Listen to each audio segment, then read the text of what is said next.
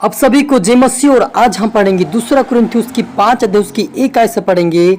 क्योंकि हम जानते हैं कि जब हमारा पृथ्वी पर का डेरा सरी का घर गिराया जाएगा तो हमें परमेश्वर की ओर से स्वर्ग पर एक ऐसा भवन मिलेगा जो हाथों से बना हुआ घर नहीं परंतु चिरस्थायी है। इसमें तो हम कहराते और बड़ी लालसा रखते हैं कि हमने कि अपने स्वर्गीय घर को पहन ले, इससे पहनने से हम नंगे ना पाए जाए। और हम इस डेरे में रहते हुए बोझ से दबे कहराते रहते हैं, क्योंकि हम उतारना नहीं वरन पहनना ही चाहते हैं, ताकि वह जो मरणहार जीवन में डूब जाए, जिसने हमें इस बात के लिए तैयार किया है कि वह परमेश्वर जिसने हमें बयान में आत्मा भी दिया है। अतः हम सदा ढाढ़स बांधे रहते हैं और यह जानते हैं कि जब तक हम देह में रहते हैं तब तक प्रभु से अलग है। हालेलुया। हम प्रार्थना करें। धन्यवाद मेरे परमेश्वर पिता प्रभु जी, प्यारे से नाम की हुआ परमेश्वर पिता, आज की वचन आज के कलाम से पिता हमारी से बात है कि प्रभु जितने देख रहे सुन रहे पिता, आज से मेरे परमेश्वर पिता जो इनका जो जीवन पिता, जो पिता अपने शारीरिक देह का जो मंदिर पिता, उनका जीवन ओ प्रभु पवित्रता का बने, ताकि आप स्वर्गीय राज्य तक पहुंचे पिता, आपके स्वर्गीय भवन में पहुंचे मेरे पिता। हरि का जीवन को बना प्रभु जी, हरि को तेरे आत्मा से भर, बुद्धि से भर, ज्ञान से भर, समझ से भर, हरि को तेरे स्वर्गीय राज्य के वारिस बन, हरि को आशीषित कर मेरे खुदा। हर व्यक्ति प्रभु जी तेरी इच्छा के अनुसार चले, हर व्यक्ति के अंदर पवित्र आत्मा काम कर प्रभु जी, ताकि जो संसार का डेरा सारी खा जो पिता परमेश्वर घर पिता उसके ऊपर मन ना लगाए, लेकिन स्वर्गीय घर के ओर मन लगाकर तेरे राज्य के वारिस बने, ऐसा होने दे मेरे पिता। हर एक तरह में सौंपते मेरे पिता, ये प्रार्थना सुना आशीष किया, धन्यवाद। आप मेरे मुख से बोले मेरे परमेश्वर पिता, ये प्रार्थना दुआ यीशु तेरे मीठे मधुर नाम से मांगते हैं, आमीन। तो मेरे अजीजों, यहाँ पर लिखा कि हमारा स्वर्गीय घर क्या है।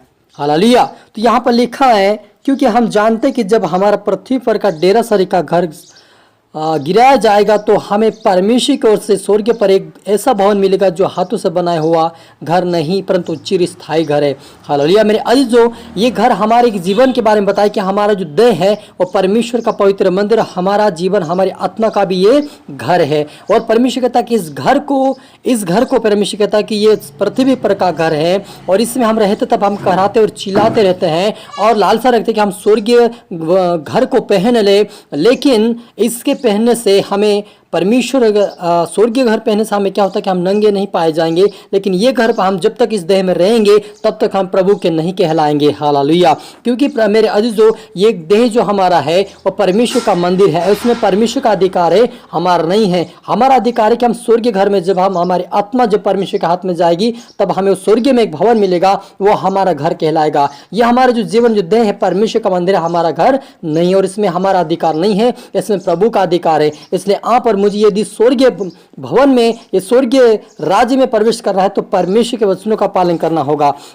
हमें इसके ऊपर लालसा रखना कि परमेश्वर हमें एक दिन देगा, हमें एक स्वर्गीय भवन देगा, हम स्वर्गीय भवन में एक दिन हम प्रवेश करेंगे। हमारे अंदर एक आशा की विश्वास होना चाहिए और हमें ढाढ़स बांधना रहे, हमें ढाढ़स बांधना कि परमेश्वर मेरा प्रभु है, वो मुझे एक दिन स्वर्गीय राज्य में जरूर प्रवेश कराएगा। हमारे अंदर एक विश्वास होना, क्योंकि परमेश्वर का जो विश्वास करेगा उसी का उद्धार होगा। यानी हमें एक विश्वास करना है कि यदि हमारा ये शारीरिक जीवन है यहाँ से नष्ट हो जाएगा तो हम स्वर्गीय राज्य में प्रवेश करेंगे और परमेश्वर के दाहिनी और परमेश्वर के राज्य में प्रवेश करेंगे।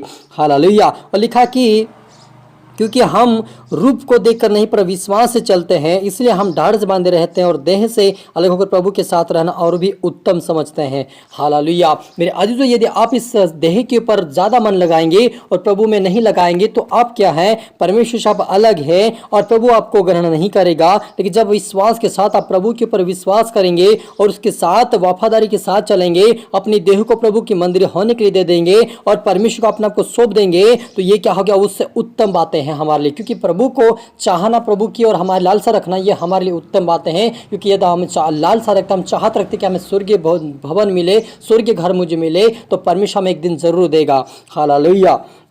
इस कारण हमारे मन की उमंग यह है कि चाहे साथ रहे चाहे अलग रहे पर हम उसे भाते रहे।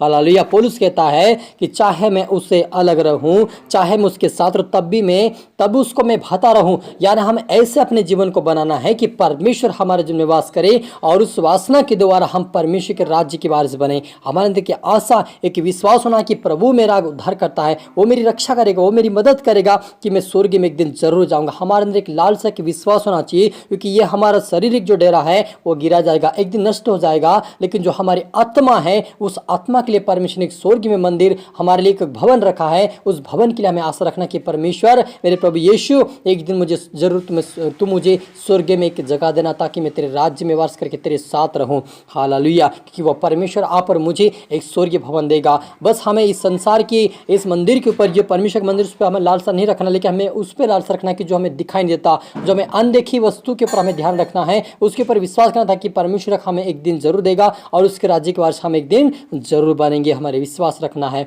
और आए हम प्रार्थना करें।